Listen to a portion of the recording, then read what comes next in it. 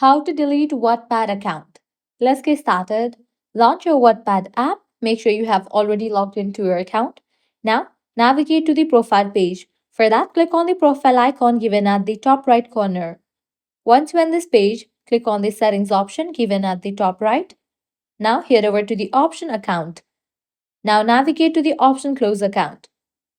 Now, here you have to provide the reason why do you want to close your account. Select any of it. Then click on continue. Now check in for this option. I confirm I want to close my account and then click on the option of close account. Your personal data will be deleted after 6 months. Your comments and stories will be immediately anonymized and will remain on their data service indefinitely. Now I can click on close account.